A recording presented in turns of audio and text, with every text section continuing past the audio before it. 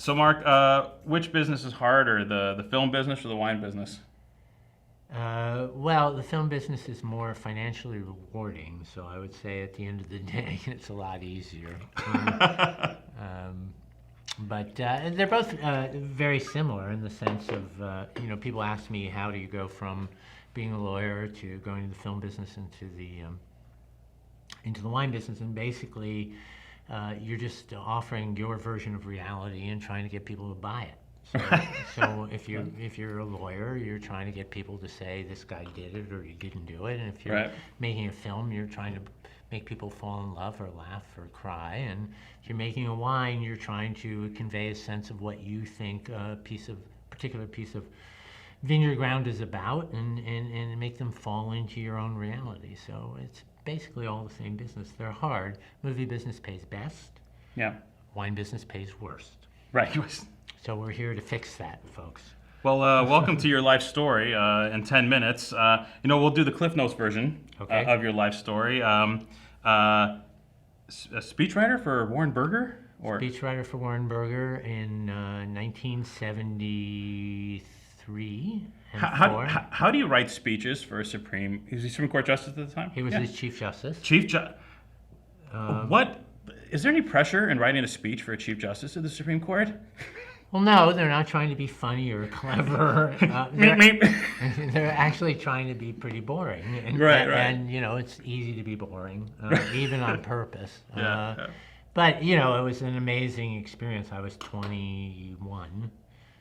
So it was an amazing experience hanging around the court. It was a moment in time in the United States, which was interesting. We were in the Pentagon Papers, Nixon and Watergate, Roe v. Wade was about to come out. It was, an amazing time for a kid, to be sort of at the epicenter of all of those really seminal issues. And we've been asleep as a country, I think, for about 40 years, and I think we're starting to wake up again as the world once again goes into chaos, and we have to decide what our part in it is. No, chaos is the wake-up call, right? Chaos is like the smelling salts for the United States, right? It is. Without getting too political, but yeah. I'm not sure this is helping to sell wine, but... Well, the wines will sell themselves, sir. So so 21 years ago, you go from writing, speechwriter for Chief Justice Warren Burger, then you decide to get in the film business, and some really great films along the way, which I've watched many of them. I did IMDb you, and yes, I'm a fan. Okay. Christine and probably Man Who Knew Too Little, maybe my personal favorites. Okay. My personal favorite was a movie called Tune In Tomorrow, which was based on a book by Mario Vargas Llosa, which was a South American magical realism, absurdist comedy. Nobody went. The RT. Yeah. But it was a great experience. Peter Falk and Keanu Reeves and Wynton Marsalis did the score, so it was kind of really an amazing experience. But Christine was my first movie, and then I finished up with 3 John Waters movies. So sort of good bookend, Stephen King to John Waters. I hate smart artistic people. Makes the interviews uncomfortable when you know that they know more than you know. But we're gonna continue. So now wine. Because I don't know as much about film, so we're gonna make it an even playing field. Okay. We're gonna talk about wine now. All right. So you jumped into wine. I did. In 2005, my wife and I bought the Occidental Vineyard, which was a Kistler vineyard that made the Cuvée Elizabeth. Great vineyard. 3.5 acres. Pretty interesting story. Bought this vineyard. Cost less than a studio apartment in Manhattan, which is how I convinced her to do it. I broke it down by the square feet. Yeah, wow. And I said it's like 80 cents a square foot. She didn't ask how many square feet were in an acre, which is 44,000, in case you're wondering. It makes it pretty cheap. But it was at that time the highest price paid per acre in the Sonoma Coast. Now it seems like free. Yeah, exactly. And I approached Dominique Lafont and Christophe Roumier about making the wine. And I said, I bought the vineyard, which had at that time the only 100-point Pinot from Parker or anybody made in the United States. And Roumier, I remember him saying to me, how is it possible? There's been no 100-point La Tâche or Musigny. And I said, no, just the Occidental Vineyard. And he said, well, that seems rather stupid to me. Yes. Well, all Americans, hate Burgundy. Yes. Yeah, Well, okay. Parker, I guess, had some issues with Burgundy. A few. So we tasted the wine, and both Dominique and Christophe said, no, we're not making wine from there. It's too ripe. It tastes like prune juice, is what they said. Yeah. And then we tasted them on a whole host of the classic Parker Pinots, and they said no. No. Or no. No.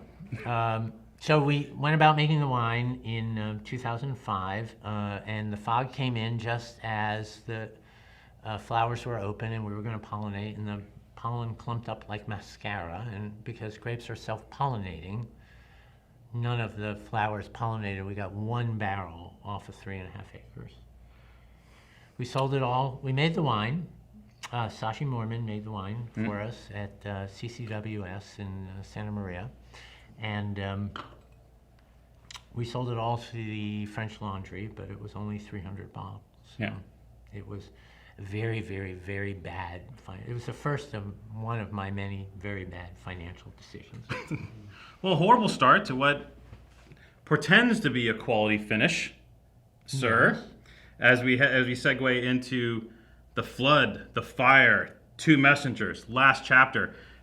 For 4 bottles, there's a lot going on this table right here.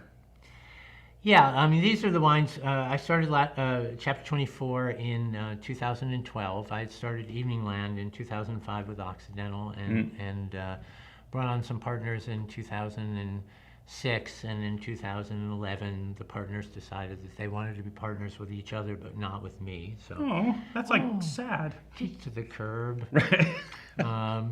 And started chapter 24, focused only on Oregon, and with a consulting winemaker named Louis-Michel Liger-Belair from Von Romanée, who makes, among other wines, a wine from La Romanée, which is the vineyard from which the village of Von Romanée takes its name. You know how they do that thing, like the town is called Chambol, but the most famous winery is, the most famous vineyard is called Musigny, so it's called Chambol Musigny.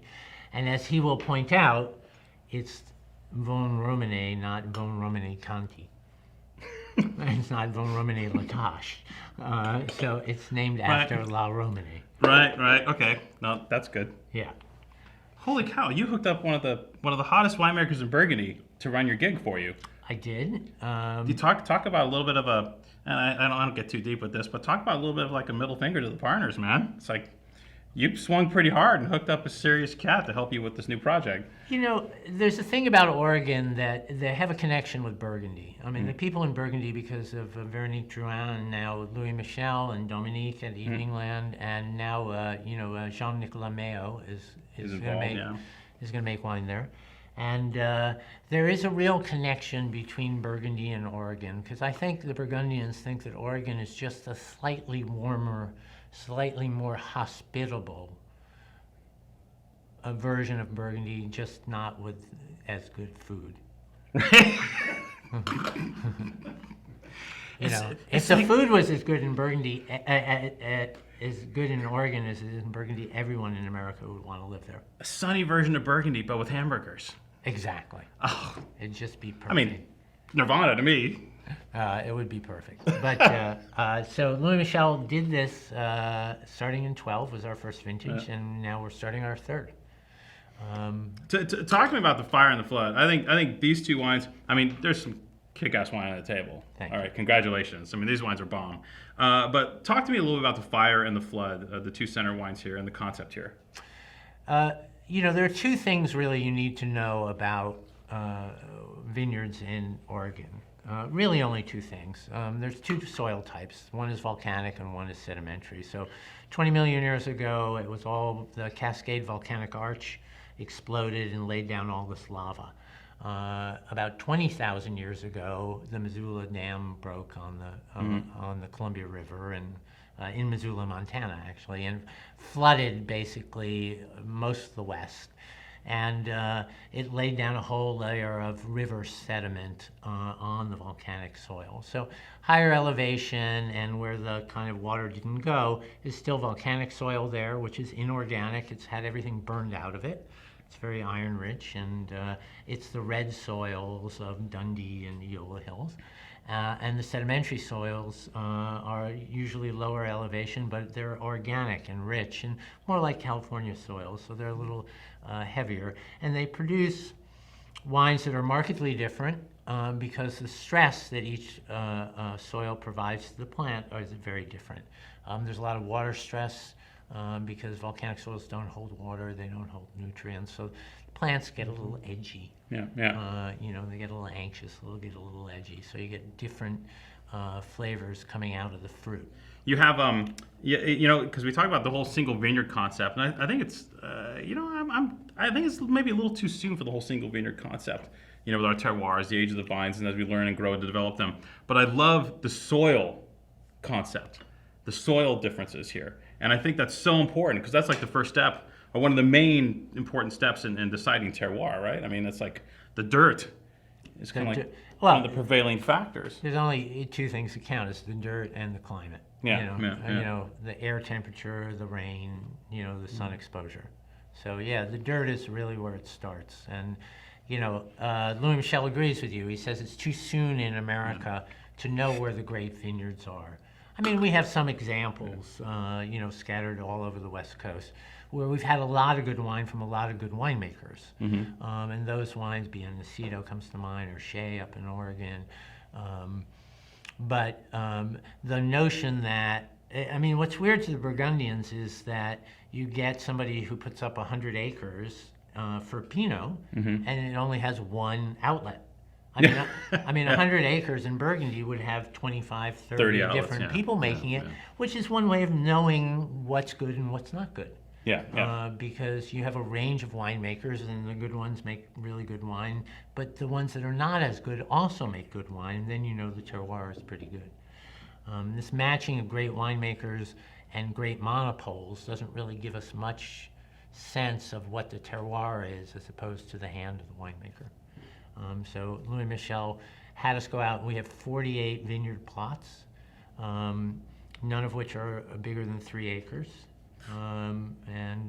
We look after all of them. From that we call 6 vineyards go into the flood and 6 vineyards go into the fire. Ridiculous wines. This is impressive. Thank you.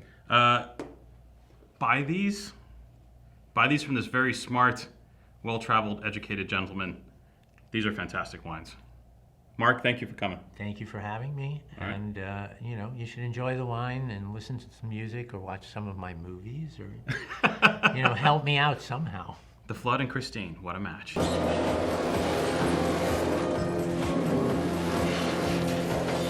And there you go. Cheers.